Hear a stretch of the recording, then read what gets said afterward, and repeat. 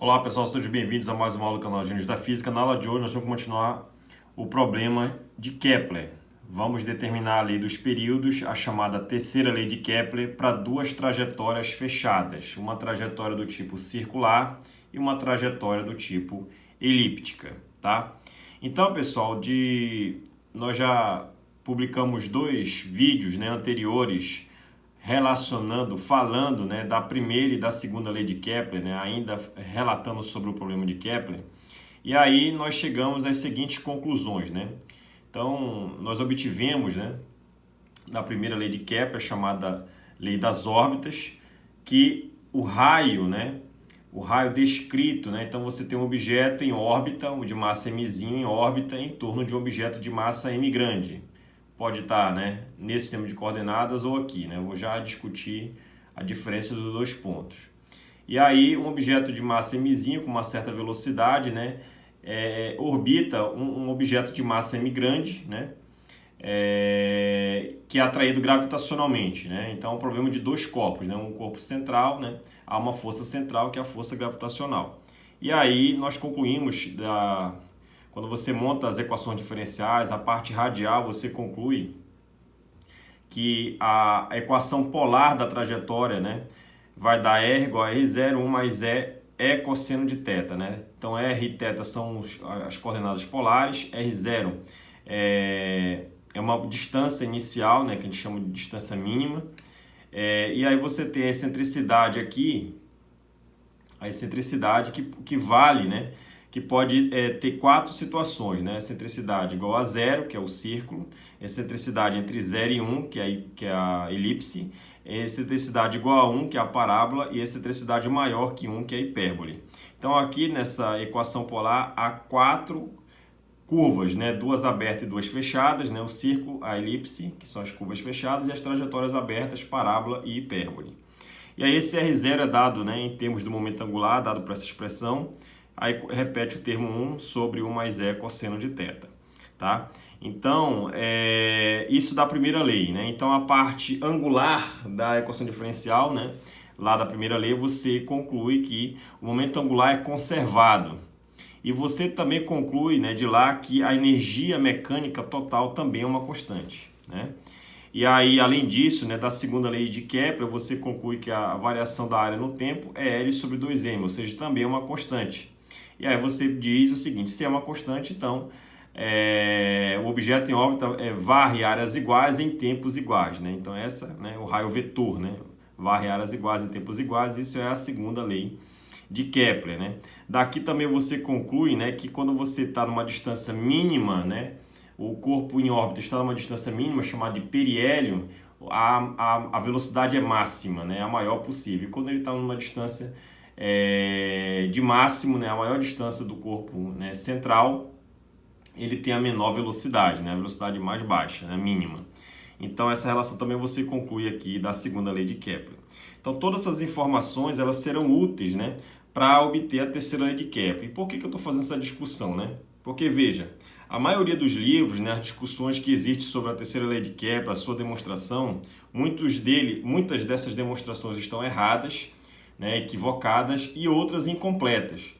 E aí, o nosso papel aqui é justamente encontrar a lei dos períodos, a terceira lei de Kepler, usando tanto a trajetória circular quanto a trajetória elíptica. Tá? Então, isso vai ser uma discussão bastante interessante que nós vamos fazer aqui, obtendo tanto para uma curva quanto para outra.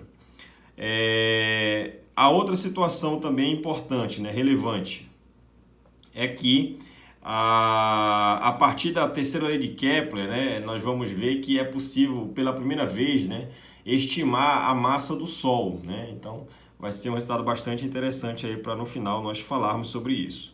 Tá? Então, para isso, veja, eu vou considerar aqui, primeiramente, eu vou obter a equação polar para várias origens. Então, para as duas origens. Uma vai ser aqui você tem um sistema de coordenada cartesiano, x e y, e um sistema de coordenada eu vou adotar como sendo exatamente no centro, tanto do círculo quanto no centro da elipse. E aí, a posição do centro dessas curvas vai ser x0 igual a 0 e y0 igual a 0. e eu vou obter a equação polar para esse sistema. Depois, né, em outra ocasião, eu vou obter a equação polar agora num outro ponto, chamado ponto focal, né? Então, uma curva, por exemplo, elíptica, né, ela tem dois focos, né? Eu chamei de F e F'. Essa distância da origem até esse ponto F, que eu chamei de foco, essa distância é C, tá? B é o semi-eixo menor, aqui ó, essa distância para o eixo Y, tá? Aqui o B, olha, é esse tamanho. E esse tamanho aqui, o semi-eixo maior, daqui até aqui, é o A, na direção do X. Então, vou calcular a equação polar para a elipse, né? No fundo, você vai estar colando para o círculo também, né? Porque é só igualar A igual a B igual a R, né? No final, né? Você vai ter a equação do círculo. Então, vamos obter a equação polar para duas origens. Aqui, no ponto na origem central, e no outro, a distância focal aqui, ó, o foco da elipse. Tá? E o objeto em órbita aqui vai ter um outro raio, né? Vermelho, aqui é um outro raio R, aqui é um ângulo θ, aqui também, só que esses ângulos são diferentes, não são os mesmos, tá? Poderia ter chamado de θ' e θ, R' e R, para ficar melhor. Então, nós sabemos da equação da elipse, né? Você sabe exatamente que a equação da elipse é essa, onde x é a coordenada horizontal, y é a vertical, x0 é a posição do centro da elipse e y0 também.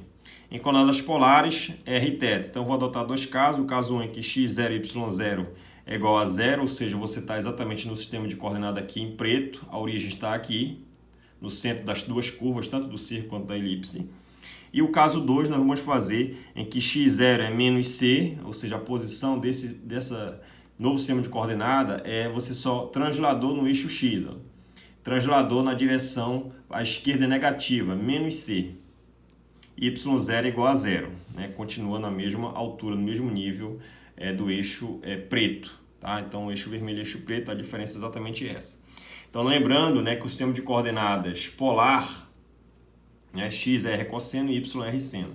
Aí você vai fazer o caso 1, que é esse aqui. Então, você vai pegar a equação aqui, ó, e colocar x0 e y0 igual a zero. Você vai reduzir essa equação, né, em coordenada cartesiana, você vai reduzir para essa. E aí, quando você substitui x igual a r cosseno, y igual a r seno, você vai manipulando e vai isolar o r, você vai obter no final, né, após algumas manipulações, que o r é a sobre a vezes b dividido a quadrado seno quadrado mais b cosseno quadrado de θ raiz quadrada. Então, essa é uma forma polar, né, da elipse para um sistema de coordenadas central aqui, ó, né, no centro de tudo. Uma outra solução possível é você trocar, no lugar de seno quadrado, usa a relação fundamental da trigonometria, 1 menos o cosseno. Lembra que c ao quadrado é a quadrado menos b quadrado, então tem uma relação entre esse c, o b e esse a aqui, ó, uma relação tipo Pitágoras, né, que é conhecida lá para a elipse. Tá? E sabe que o b é a 1 menos a excentricidade. Quando você substitui aqui, ó, seno 1 menos o cosseno, você substitui o valor de b aqui e aqui como a 1 menos exponencial, 1 vezes a excentricidade ao quadrado. Você substitui. Aí você vai encontrar um r igual a 1 menos a excentricidade ao quadrado raiz quadrada sobre 1 menos a excentricidade ao quadrado cosseno quadrado de θ. Então, isso é uma outra forma de escrever. É o mesmo resultado, só que uma outra maneira de escrever em termos somente do cosseno e em termos somente do a e a excentricidade. Tá? O caso 2, que é o que nos interessa, né, que vai nos interessar, é x0 menos c e y0 igual a zero. Quando você substitui isso na equação original da elipse, em coordenada cartesiana, né, você vai escrever, né, a equação desse jeito, e aí você lembra que o c é a vezes a excentricidade, né? De novo, você vai substituir a relação seno quadrado 1 menos o cosseno, né? C quadrado é a quadrado b quadrado, onde o c a vezes é excentricidade, e no lugar do b é essa relação. Quando você faz isso tudo aqui, você vai obter essa equação do segundo grau, né? Em termos de r. Então, você vai aplicar a fórmula de Bhaskara, né? Calcula o delta e depois calcula as duas raízes possíveis de r. Quando você faz isso, você vai encontrar exatamente esses dois resultados, né? R1 e R2. A excentricidade aqui ela pode ser 0 ou entre 0 e 1. 0 igual ao círculo, entre 0 e 1 é a elipse. Então esse resultado aqui vai dar positivo, né?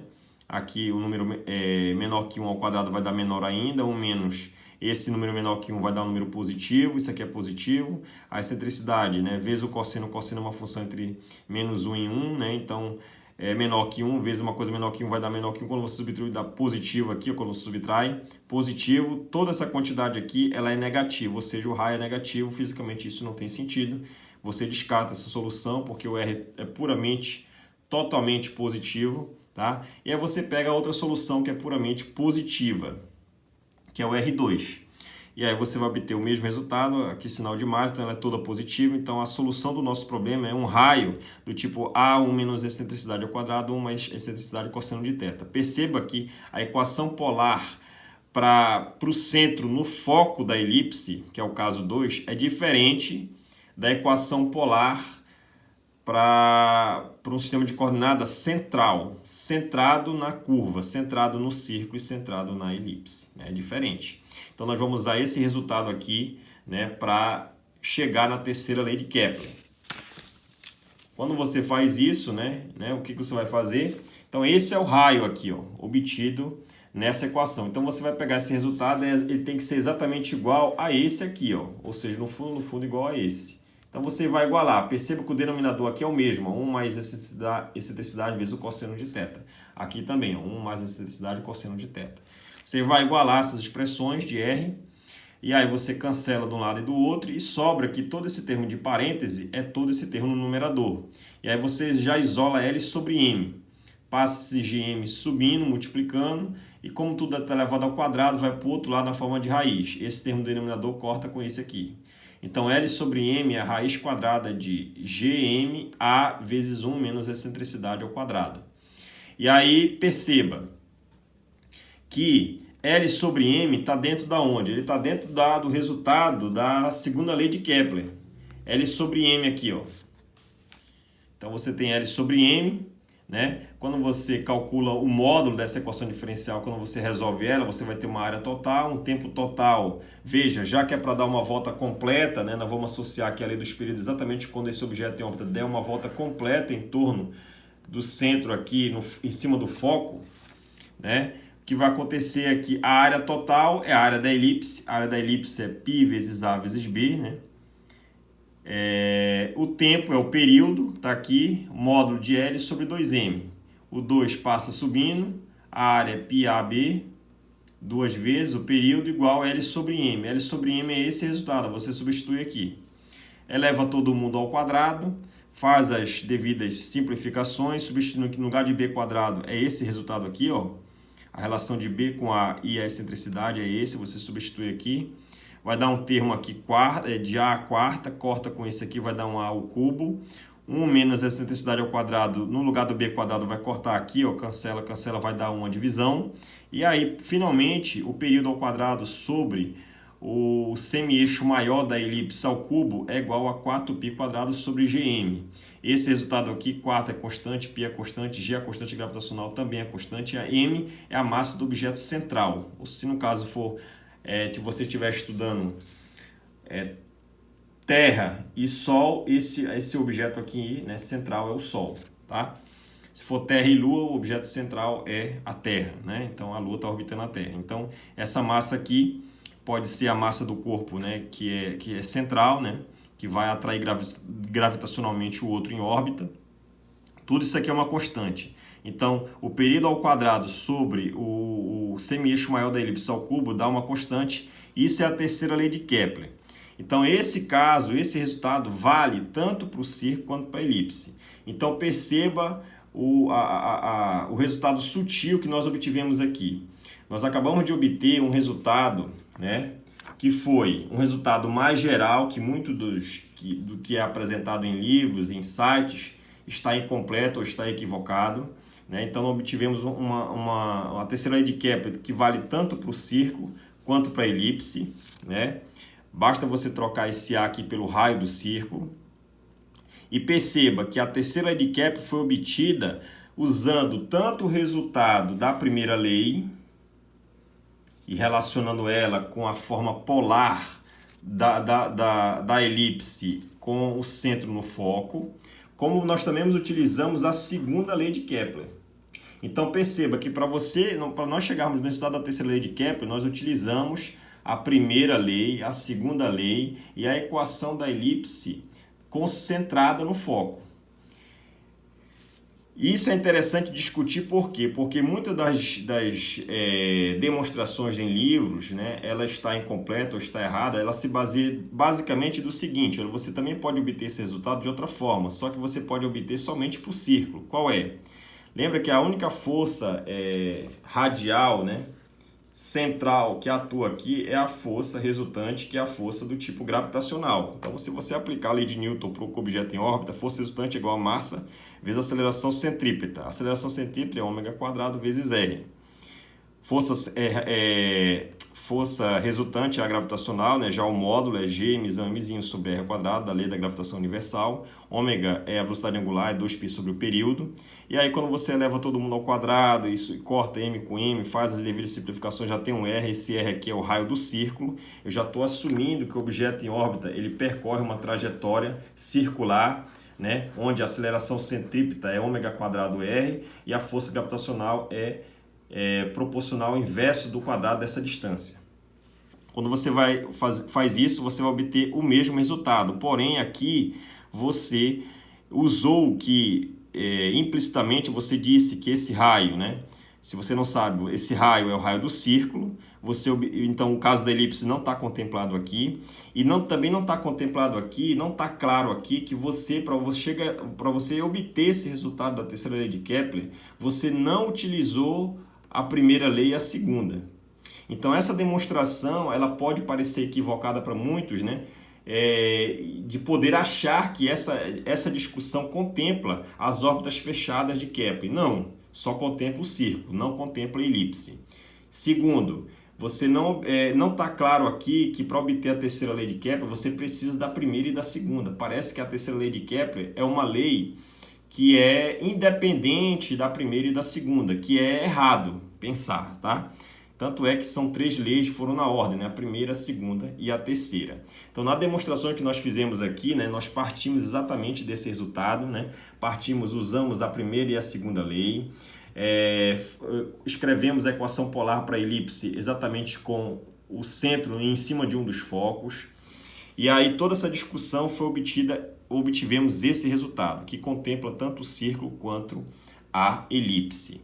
Vale lembrar o seguinte, que, digamos, se você considera esse objeto central como sendo o Sol, e o objeto em órbita você vai fazendo a análise, né? Então, se você considerar o primeiro planeta, por exemplo, Mercúrio, ele tem um período, ele tem uma distância média, né? Esse semieixo maior tem uma distância média ao cubo. Então, o que essa lei quer dizer? Quanto mais o objeto estiver próximo do Sol, o período dele é menor, né? Então, à medida que você vai se distanciando do Sol, então se você pega Mercúrio, depois vem Vênus, Terra, né? Terra, qual é o período que ela dá uma volta em torno do Sol? 1 ano, 365 dias. Qual é a distância média da Terra ao Sol? É uma unidade astronômica, 150 milhões de quilômetros. Quando você converte tudo isso aqui, coloca 4π, 3,14, o G, 6,67 vezes 10 a menos 11 no SI, você encontra a massa do Sol pela primeira vez estimada usando a terceira lei de Kepler, uma massa que vai dar em torno de 2 vezes 10 a 30 quilos.